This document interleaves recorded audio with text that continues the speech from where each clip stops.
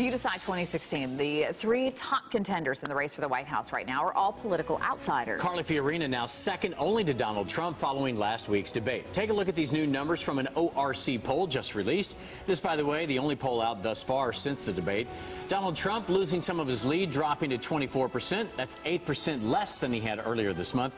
Carly Fiorina surging to second with 15% support. And Dr. Ben Carson now at third with 14%. Let's talk more about the big race for 2016. We have political analyst Frank Torres. He's in our newsroom. And former U.S. Representative Rick Keller. He's in studio with us. Guys, good to see you this morning. Good to be here. Frank, let's start with you. None of the three candidates leading the polls have ever held political office.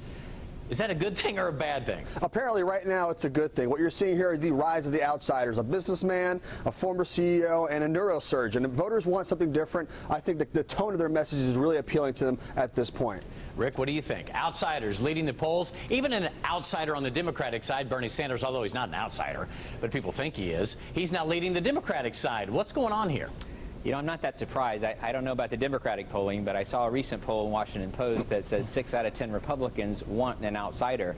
And if you recall in the last debate, if there was a drinking game and you had to drink every time one of the politically experienced people said, I led the fight for this, and I'm the only one on the stage with this experience, over and over they kept hitting that issue, and it's just really not an issue the voters want. Rick, I'm glad you're here, because you've held office before, and one of the big things that keeps coming up on the weekend talk shows is we need somebody who's actually been in office before to understand the nuances of international affairs. Is that true? Do we really need somebody who's been there before to lead our country?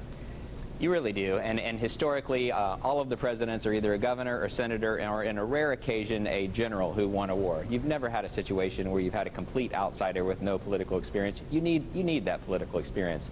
And so now, as you look forward, you got the top 3 people who are outsiders. Pay real close attention to who's in the 4 and 5 spot, whether it's Rubio or Bush, because that likely is going to be someone who's going to emerge as your nominee, I think. Frank, pretty clear Fiorina's debate performance led to her surge in the polls. What are your thoughts? It resonated for some reason with people. Why do you think that is? You know, out of these outsiders, I think she probably has the message that appeals to most of them. Donald Trump is seen as a little bit too brutal at times, a little bit too blunt, very controversial. Ben Carson, often tagged as too polite, will put you to sleep if you let him talk too much. I think Carly Fiorina's message is just right, the perfect mix of foreign policy savvy and knowledge in the business sector as well. She's on a roll. Let's see what she can do with this momentum. All right, let's also talk about Marco Rubio here. He is now in 4th place. Rick, will go to you on this one. 4th place, he has 11% support. Jeb Bush has been falling. Marco's now moving up. What are your thoughts on the 2 Floridians in the race here?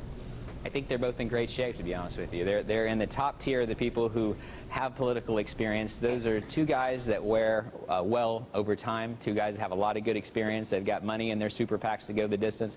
I think they are positioned in this race better than anybody other than the top outsiders. Okay, before we let you go, the big news story from the weekend, also making news today, is what Dr. Carson said. Frank, I'll go to you first on this one. His comment is, I would not advocate that we put a Muslim in charge of this nation. I absolutely would not agree with that.